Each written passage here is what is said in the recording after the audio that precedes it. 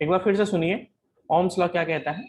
Ohm's law के अनुसार at constant temperature यानी नियत तापमान पे किसी भी कंडक्टर के अक्रॉस फ्लो कर रही करंट हमेशा उस कंडक्टर के बोथ एंड्स पे अप्लाई की गई पोटेंशियल डिफरेंस के डायरेक्टली प्रोपोर्शनल होता है। इन शॉर्ट अगर मैं कहूं तो voltage is directly proportional to current. ठीक है ना। तो ओम्स ने क्या कहा था, ओम्स ने ये कहा था कि current is directly proportional to voltage.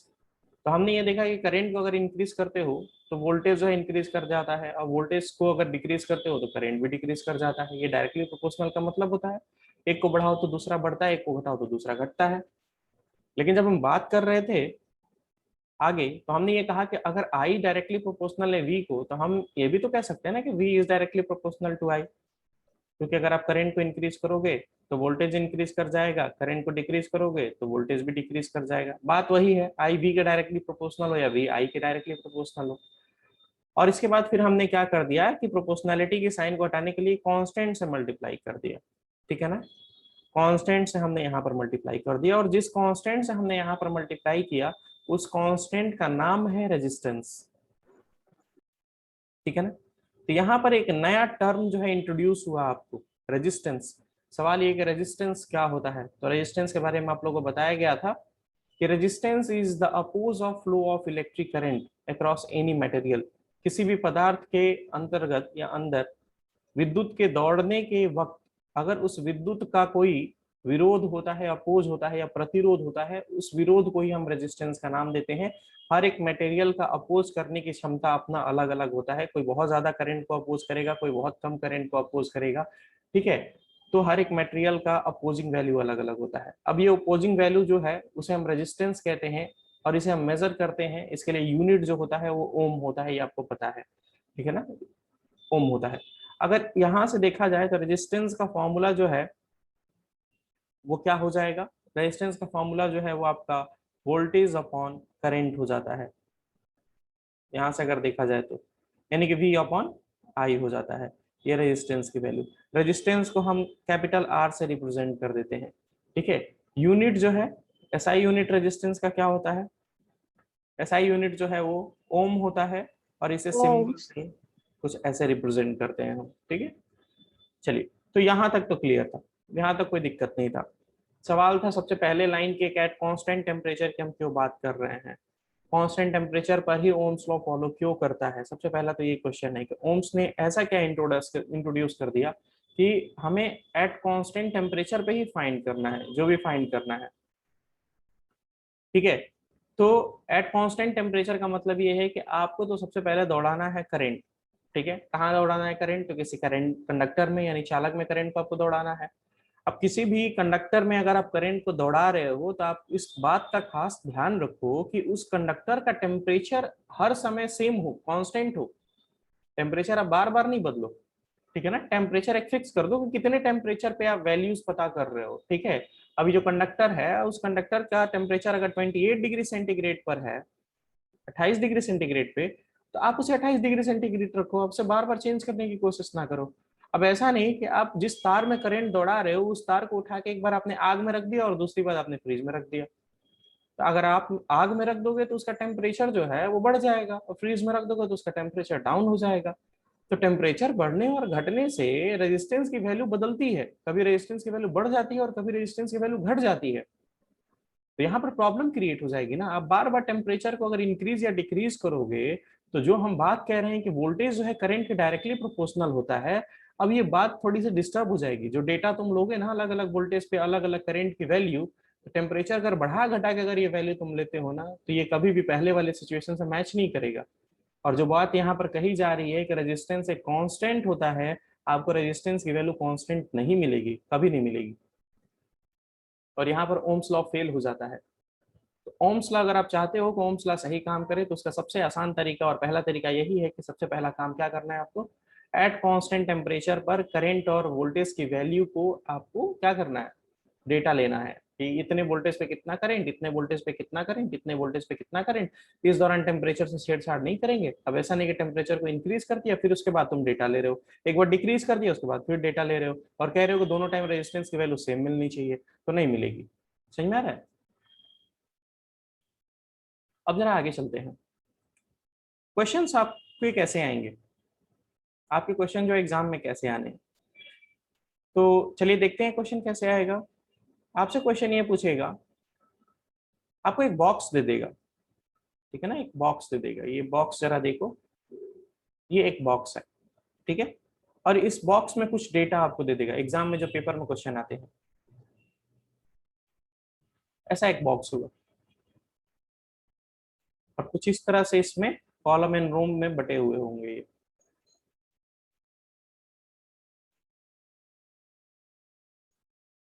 ठीक है। ऐसा आपको दे दिया डेटा। डेटा देने के बाद क्या किया है, यहाँ पर आपको दे देगा वोल्टेज, लिख देगा वोल्टेज, और नीचे जो है आपको लिख देगा करंट, यानी कि ऊपर होगा V और नीचे होगा I। अलग अलग वोल्टेज पे अलग अलग करंट की वैल्यू दे देगा आपको। जैसे बोलेगा कि 2 एम्पियर, मान लो 2 वोल्ट जो है वोल्टेज पे, करंट की वैल्यू जो थी वो 1 एम्पियर थी। उसके बाद जब हमने वोल्टेज 4 एम्पियर कर, वो 4 वोल्ट कर दिया, तो हमने देखा करंट की वैल्यू जो है 2 एम्पियर हो गई। इसके बाद हमने क्या कर दिया कि वोल्टेज को 6 वोल्ट कर दिया, तो हमने देखा कि करंट की वैल्यू जो है वो 3 एम्पियर हो गई। क्योंकि आपको पता है वोल्टेज अगर बढ़ता है तो करंट की वैल्यू बढ़ती है, और ये ओम्स लॉ कहता है। अगर हमने वोल्टेज को 8 वोल्ट कर दिया तो आप देखो करंट की वैल्यू जो है 4 एम्पियर, और वोल्टेज को अगर मैंने 10 वोल्ट कर दिया तो करंट की वैल्यू हो गया 5 एम्पियर। और ये आपको एक सेट ऑफ डेटा या कलेक्शन एक आपको दे दिया। और डेटा देने के बाद आपको क्या बोलेगा, आपको ये बोलेगा कि वेरीफाई करो ओम्स लॉ को, ठीक है ना। सबसे पहले तो ये कहेगा कि plot the graph between voltage and current using above data, और इसी में आगे लिख देगा ऑल्सो वेरीफाई ओम्स लॉ। ऐसा क्वेश्चन आपको दे देगा, बस इतना ही क्वेश्चन आपको देगा। और इस क्वेश्चन को आपको करना है सॉल्व। सवाल है इस क्वेश्चन को सॉल्व कैसे करोगे। चलिए इस क्वेश्चन को सॉल्व करते हैं।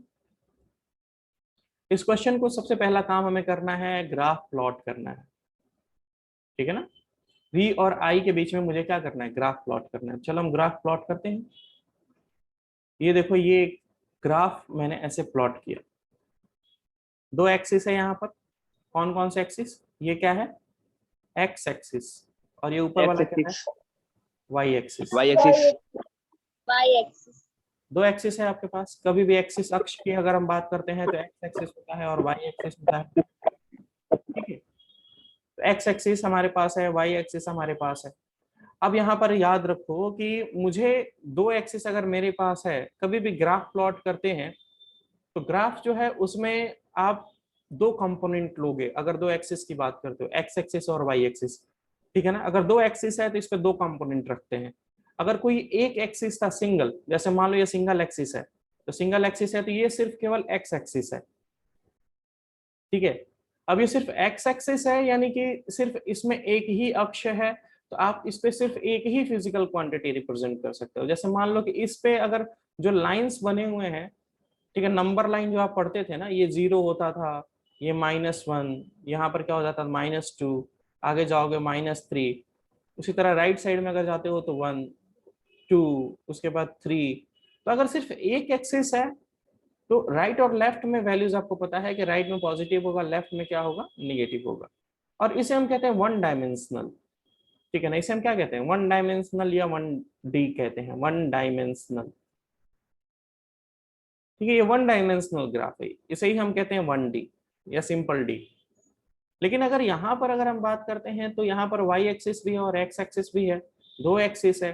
ये 1 डायमेंशनल नहीं है, ये है आपका 2 डायमेंशनल। इसे हम कहते हैं 2D, ये 2 डायमेंशनल है।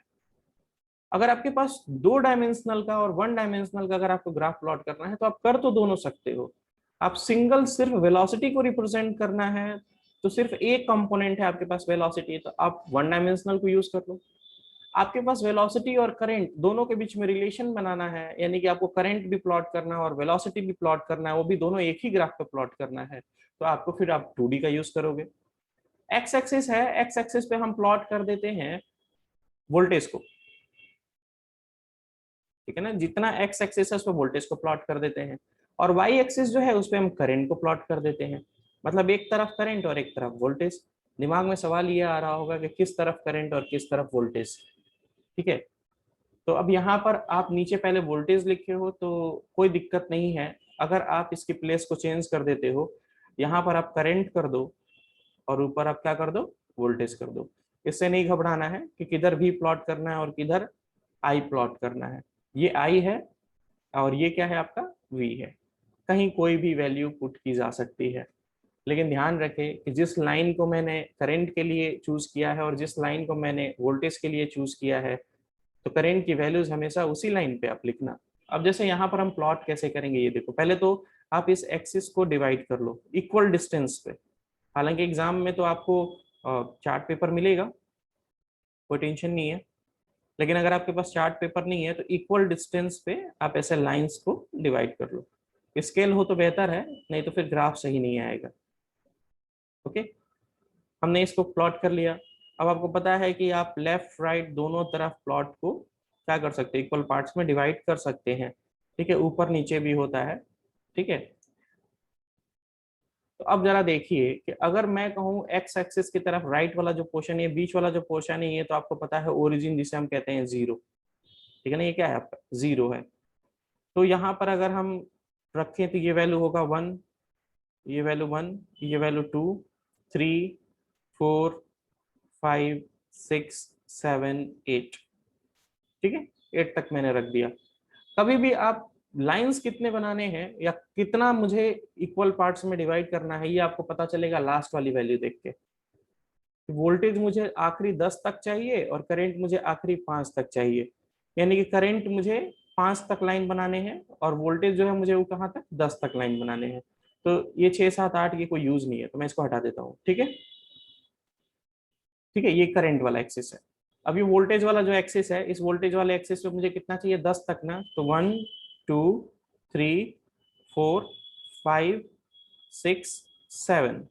अब तो इसमें आ नहीं रहा है, ठीक है, आ नहीं रहा है ना, तो मुझे और चाहिए ना, 8, 9, 10 तो चाहिए ही कम से कम। चलो कोई दिक्कत नहीं है, हम बना देते हैं, इसको थोड़ा सा इंक्रीज कर देते हैं। ये मैं यहाँ से इसको इंक्रीज कर रहा हूँ। ओके, हमने इसको इंक्रीज कर दिया। अब जो है इस पे इतने ही इक्वल डिस्टेंस पे ये हो गया 8, ये हो गया आपका 9 और यहाँ हो गया आपका 10, ठीक है। तो हमने 10 तक इसके बना दिए वैल्यूज। अब अगर तुम चाहो तो लेफ्ट में भी बना सकते हो, हालांकि जरूरत नहीं है, ठीक है। लेफ्ट में जाओगे तो माइनस में वैल्यू हो जाती है और फिर नीचे आओगे तो भी वैल्यू क्या हो जाती है, माइनस में हो जाती है। यहाँ तक सबको पता होगा अगर मैथ पढ़े होगे तो। अब हम वैल्यूज को प्लॉट करेंगे, और वैल्यूज वैल्यूज को कैसे प्लॉट करेंगे, मुझे नीचे और साइड वाले की जरूरत नहीं है, ठीक है ना। कभी भी ग्राफ जो आप बनाओगे यहाँ पे तो नीचे और साइड वाले की जरूरत नहीं पड़ती है, तो इसको थोड़ा सा हटा दिया मैंने कि क्लीन रहे। अब आते हैं सबसे पहले फर्स्ट डेटा, हमारे पास क्या डेटा है। डेटा जरा देखो, पहला डेटा कह रहा है कि वोल्टेज जो है 2 वोल्ट है, तो करंट की वैल्यू जो है वो कितना है, 1 एम्पियर है। अब जरा देखो करंट जो है आपको 1 कहाँ मिलेगा, ये है ना 1, ये 1 है, और वोल्टेज की वैल्यू जो है वो 2 वोल्ट है, तो यहाँ पर क्या है, 2 है, यानी 1 पे 2 की वैल्यू। तो अब एक काम करो कि जब 1 पे और 2 की वैल्यू जो है आपको मिल रही है, तो यहाँ से आप क्या करोगे, ऐसे लाइन ड्रॉ करो और देखो कि ये दोनों लाइन एक दूसरे को कहाँ कट कर दी है, ठीक है। यहाँ पर आपने क्या देखा, लाइन कहाँ कट किया, लाइन जो है यहाँ पर कट किया, ये पॉइंट। आपको पहला पॉइंट मिल गया 2 और 1 का यूज करके, कॉमन पॉइंट रिलेशन दोनों के बीच में वोल्टेज और करंट का। अभी आपको क्या करना है कि दूसरा पॉइंट आपको पता करना है। दूसरा पॉइंट जो है वो 4 पे 2 एम्पियर करंट है, वोल्टेज कितना है 4, तो वोल्टेज यहाँ पर है 4, ठीक है, देख रहे हो, और करंट यहाँ पर है 2। तो इन दोनों को मुझे क्या करना है, कॉमन पॉइंट्स बनाने हैं। तो ये देखो 4 को मैं क्या कर रहा हूँ, आगे इंक्रीज कर रहा हूँ। ओके, चलो ये 4 वाली लाइन मैंने इंक्रीज कर दी, थोड़ा सा ये लाइन ऊपर हो गया है।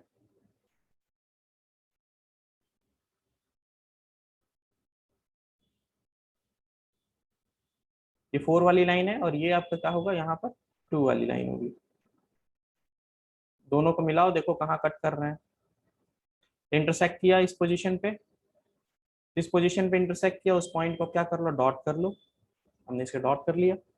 उसी तरह तीसरा पॉइंट देखते हैं, 6 पे है आपका 3 एम्पियर, ठीक है 6 पे। तो 6 कहाँ है, यहाँ है ना 6 वोल्ट, ये है ना 6, तो यहाँ पर कितना होगा 6, हमने वोल्टेज देखा, तो 6 का लाइन आगे बढ़ा दो,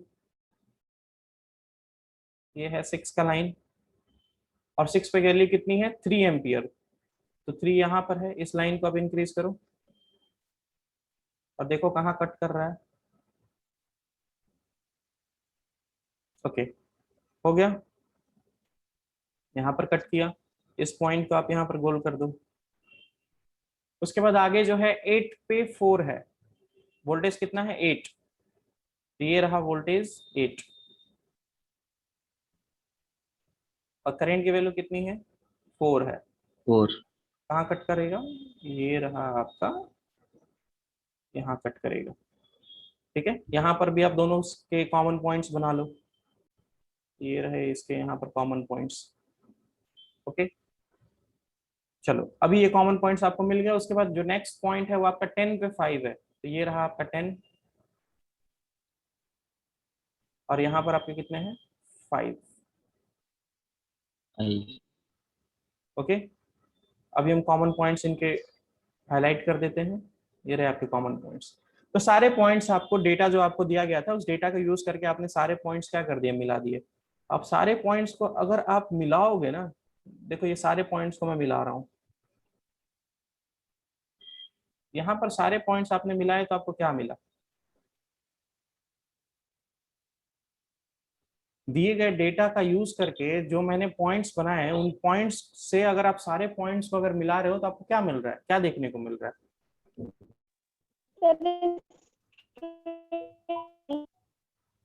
ये लाइन, स्ट्रेट लाइन, ठीक है ना। ये सारे पॉइंट्स को यूज करके जो लाइन हमने ड्रॉ किया है, ये लाइन जो है, ये लाइन आपको स्ट्रेट लाइन मिलता है। सर कॉन्स्टेंटली इंक्रीज कर रहा है। हाँ, स्ट्रेट लाइन मिल रहा है, इसका मतलब कि रेजिस्टेंस की वैल्यू जो है हर पॉइंट पे सेम है, रेजिस्टेंस की वैल्यू हर पॉइंट पे सेम है, ये कहने का मतलब कि रेजिस्टेंस जो है कांस्टेंट है। और रेजिस्टेंस कांस्टेंट होता है अगर सिर्फ आप एक कंडक्टर की बात कर रहे हो, एक तार लिया है और उसमें अलग अलग वोल्टेज पे अलग अलग करंट की वैल्यू अगर आप लिए हो, तो हर बार आपको रेजिस्टेंस की वैल्यू एक ही मिलती है, जो आपको यह बताता है कि उस कंडक्टर का रेजिस्टेंस फिक्स है। अब दूसरा वायर ले लोगे तो अलग अलग वोल्टेज पे अलग अलग करंट की वैल्यू होगी, तो उसका रेजिस्टेंस दूसरे वायर का अलग होगा, हर मटेरियल का अपना रेजिस्टेंस अलग होता है। तो अब यहाँ पर अगर मुझे वेरीफाई करना है कि रेजिस्टेंस की वैल्यू कितनी है, अभी जो है वेरीफाई मुझे करना है, स्ट्रेट लाइन मिल गया तो आपको पता है कि कांस्टेंट वैल्यू है रेजिस्टेंस की। अब रेजिस्टेंस निकाल लेते हैं, रेजिस्टेंस इज इक्वल टू होता है V अपॉन I, होता है ना। पहले वाली वैल्यू 2/1, दूसरी वाली वैल्यू 4/2, तीसरी वाली वैल्यू 6/3, चौथी वाली वैल्यू 8/4, पांचवी वैल्यू ये 10/5। ये सब आपको क्या दे रहा है, ये दे रहा है रेजिस्टेंस। यहाँ रेजिस्टेंस 2 ओम, यहाँ रेजिस्टेंस फिर 2 ओम, यहाँ रेजिस्टेंस फिर से आपको 2 ओम, यहाँ पर फिर से रेजिस्टेंस आपको 2 ओम, और यहाँ पर फिर से रेजिस्टेंस आपको 2 ओम। यानी कि रेजिस्टेंस जो है यहाँ पर जो कांस्टेंट की वैल्यू है, जिसे हम लोग रेजिस्टेंस कहते हैं, वो वैल्यू आपको मिल रहा है 2 ओम, और हर पॉइंट पर रेजिस्टेंस की वैल्यू जो है आपका सेम है। इसका मतलब कि ये ओम्स लॉ को फॉलो कर रहा है, ठीक है ना। ओम्स लॉ को क्या कर रहा है, फॉलो कर रहा है। अब ये ओम्स लॉ को फॉलो कर रहा है। अब ऐसे ही ग्राफ प्लॉट करने को आपको देगा और आपको वेरीफाई करने के लिए बोलेगा, तो आपने यहाँ पर वेरीफाई कर लिया, ठीक है ना। हर पॉइंट पर रेजिस्टेंस की वैल्यू सेम है, इसका मतलब कि ओम्स लॉ को फॉलो कर रहा है। अगर ओम्स लॉ को फॉलो नहीं करता फिर ग्राफ कैसा मिलता, अगर ओम्स लॉ को फॉलो नहीं करता, क्योंकि कुछ इलेक्ट्रिकल अप्लायंसेस हैं जो ओम्स लॉ को फॉलो नहीं करते, ठीक है ना। जो ओम्स लॉ को फॉलो करते हैं, जो ओम्स के नियमों को मानते हैं, उन्हें हम कहते हैं ओमिक डिवाइसेस। अब जैसे यहाँ पर जो ग्राफ बना है, ये ग्राफ किसका बनेगा, ओमिक डिवाइसेस का, जो ओम्स लॉ को फॉलो करते हैं। लेकिन अगर जो ओम्स लॉ को नहीं फॉलो करते हैं, उनको क्या कहेंगे, उन्हें हम कहेंगे नॉन ओमिक डिवाइसेस। ऐसे यंत्र जो ओम के नियमों को नहीं मानते हैं, उन्हें हम नॉन ओमिक डिवाइसेस कहते हैं।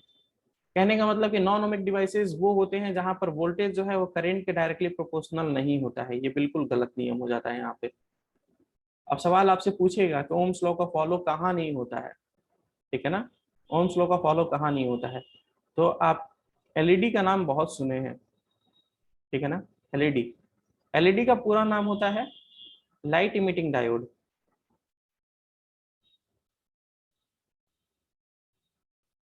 ठीक है ना, एलईडी का पूरा नाम होता है लाइट इमिटिंग डायोड।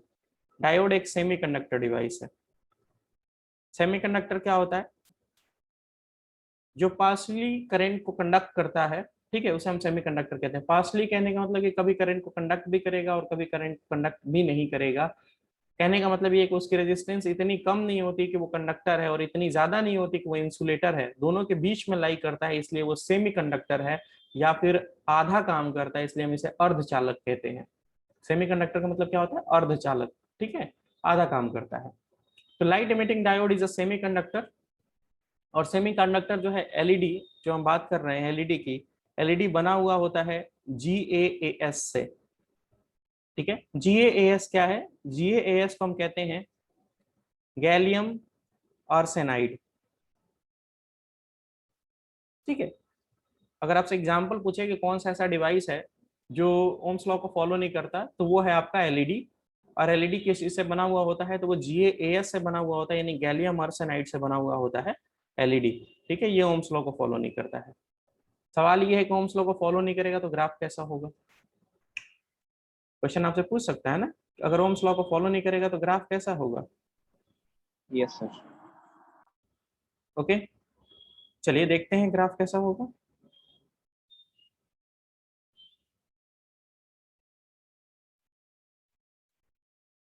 अगेन हम फिर से ग्राफ बना रहे हैं, ये ग्राफ बन गया आपका। ओके, तो अगर ओम्स लॉ को फॉलो नहीं करेगा तो जो आपका ग्राफ बनने वाला है ना, वो जो आपको स्ट्रेट लाइन मिल रहा है वो स्ट्रेट लाइन नहीं मिलेगा और आपको मिलेगा कर्व लाइन, ठीक है ना। वो ग्राफ कैसा मिलेगा आपको, कर्व लाइन मिलता है। कर्व लाइन आपको यह बताता है कि ओम्स लॉ को फॉलो नहीं कर रहा है। एक तरफ वोल्टेज और एक तरफ करंट को अगर आपने प्लॉट किया है, तो वोल्टेज और करंट के बीच में जो सामंजस्य है वो नहीं बैठ पा रहा है। इनके बीच का संबंध यानी जो रिलेशन है वो डायरेक्टली प्रोपोर्शनल का नहीं है, यानी समानुपाती का नहीं है, समान रूप से वैरी नहीं कर रहे हैं। एक को बढ़ाने से दूसरा बढ़ जाए और दूसरे को घटाने से पहला भी घट जाए, ऐसा कुछ देखने को नहीं मिल रहा है। कभी बहुत ज्यादा तेजी से बढ़ जाता है, कभी बहुत ज्यादा तेजी से घट जा रहा है। इक्वली वाली बात नहीं है।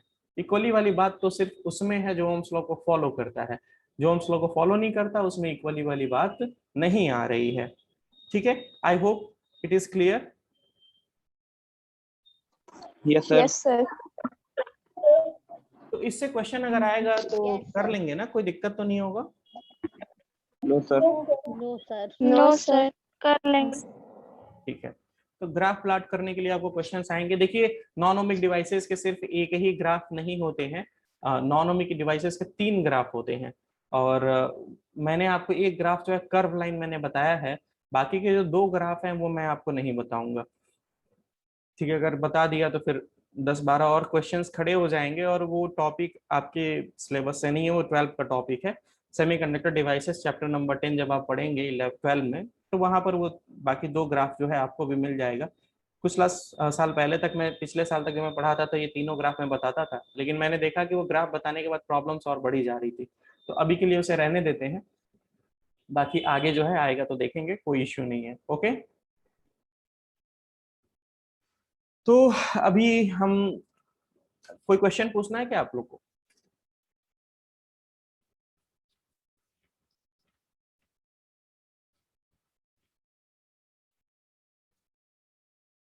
क्या कोई क्वेश्चन है,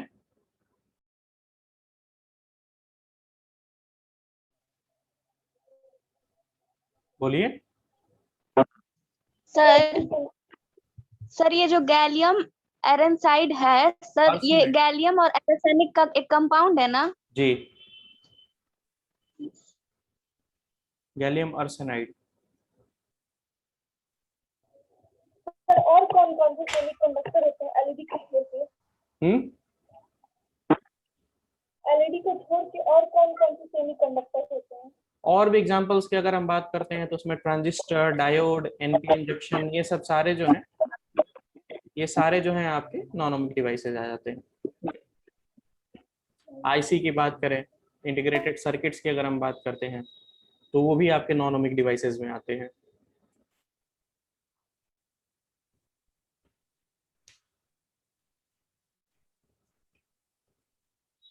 कोई दूसरा सवाल?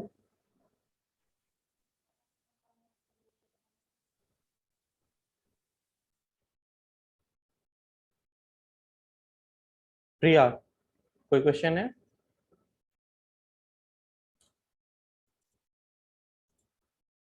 No sir. ओके, श्रेया है क्लास में? Yes sir. कोई डाउट है? No sir. ओके, आदित्य?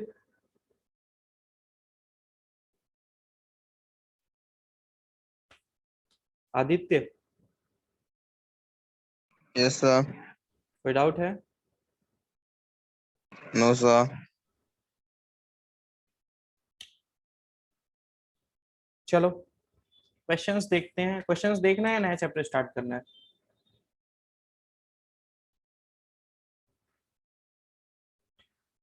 कुछ क्वेश्चंस देख लेते हैं।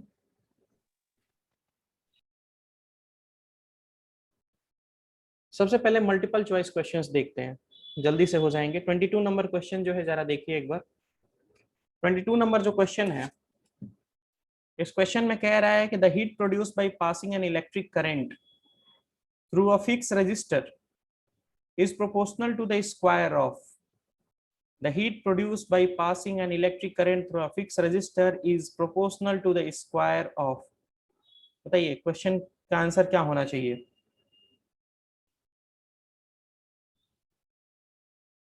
करंट। करंट होगा, ठीक है ना, करंट होगा, बिल्कुल करंट होगा, एकदम सही जवाब है। क्योंकि हीट जो है वो बराबर होता है आई स्क्वायर आर टी की, और इसमें तीन कंपोनेंट है, आई स्क्वायर आर और टी, ठीक है ना। ये हम लोगों ने कल देखा था कि हीट जो है वो बराबर होता है किसके? आई स्क्वायर आर टी के, और इसमें तीन कंपोनेंट्स थे, यानी कि हीट डायरेक्टली प्रोपोर्शनल होता है आई स्क्वायर के, और करंट डायरेक्टली प्रोपोर्शनल होता है आर के, और हीट जो है हीट जो है आर के डायरेक्टली प्रोपोर्शनल होता है, और हीट फिर जो है टाइम के डायरेक्टली प्रोपोर्शनल होता है। तो क्वेश्चन यहाँ जो पूछ रहा है, कह रहा है कि अगर आप किसी कंडक्टर में, फिक्स रजिस्टर में, अगर आप इलेक्ट्रिक करंट को फ्लो कराते हो, तो उसमें जो हीट प्रोड्यूस होता है वो हीट प्रोड्यूस किसके डायरेक्टली प्रोपोर्शनल के किसके स्क्वायर के डायरेक्टली प्रोपोर्शनल होता है। तो इन तीनों में स्क्वायर वाला कंडीशन जो है सिर्फ करंट के ही मुझे दिखाई दे रहा है। तो ऑप्शन जो है पहला है मैग्नीट्यूड ऑफ रेजिस्टेंस। तो हीट डायरेक्टली प्रोपोर्शनल रेजिस्टेंस के तो होता है, लेकिन रेजिस्टेंस पे स्क्वायर नहीं है। टेम्परेचर के नहीं, टेम्परेचर की कोई जिक्र ही नहीं है यहाँ पर हीट का। और मैग्नीट्यूड ऑफ करंट बिल्कुल सही जवाब है, क्योंकि यहाँ पर करंट का स्क्वायर भी है। तो ये जो है आपका सी नंबर ऑप्शन सही है। उसके बाद 23 नंबर क्वेश्चन कह रहा है the current passing through an electric kettle has been doubled. Electric kettle से पास होने वाला करंट जो है डबल हो गया है, तो हीट प्रोड्यूस कितना हो जाएगा? अगर किसी इलेक्ट्रिक करंट से पास होने वाला करंट अगर डबल कर दिया जाए तो हीट कितना हो जाएगा? Sir 4 times. क्योंकि यहाँ पर करंट और हीट के बीच में रिलेशन जो है वो आई स्क्वायर का है। तो अगर आप करंट जो है डबल कर देते हो, करंट डबल आई की जगह पर आपने 2i कर दिया, तो 2i का होल स्क्वायर हो जाएगा। तो हीट फिर किसके बराबर हो जाएगा? 2 2 जा 4i स्क्वायर, यानी कि जो पहले h is directly proportional to I square था, अब वो h is directly proportional to 4i square हो गया, यानी कि यहाँ पर 4 टाइम्स हीट इंक्रीज कर जाएगा। Yes sir. माइक में फूको मत, कौन है? तो यहाँ पर जो है 4 टाइम्स हो जाएगा। बाकी question number 24, an electric fuse works on the. Electric fuse किस सिद्धांत पे काम करता है, कौन से इफेक्ट पे? हीटिंग इफेक्ट पे काम करता है, ठीक है। देखो ऑप्शन है क्या इसमें, heating effect of current, D number option सही है। 25 number question, the element of electrical heating devices are usually made of. The elements of electrical heating devices, electrical heating devices, nichrome wire. Nichrome sir. देखिए electrical जो है heating devices की अगर हम बात करें, तो यहाँ पर जो ऑप्शंस दिए हैं उसमें टंगस्टन, ब्रॉन्ज, नाइक्रोम और आर्गन, 4 ऑप्शन है।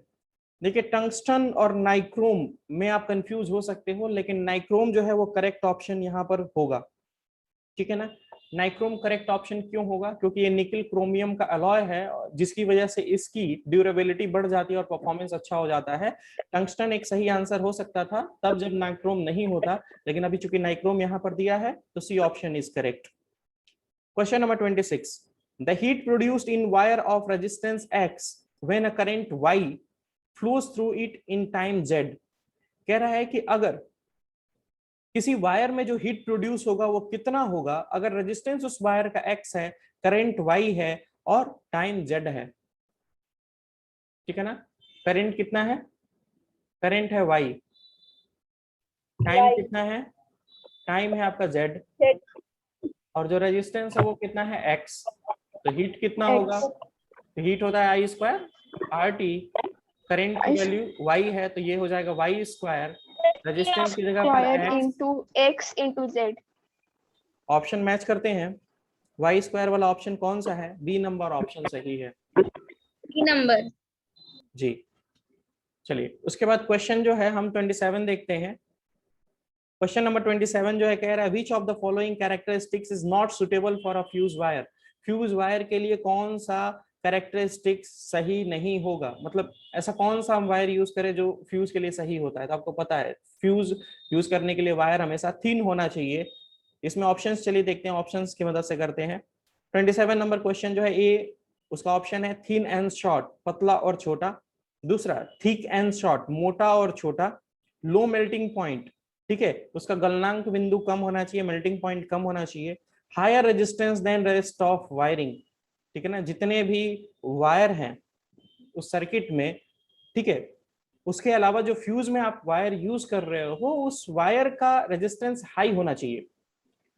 तो आपको क्या लग रहा है कौन सा ऑप्शन यहाँ पर सही होगा।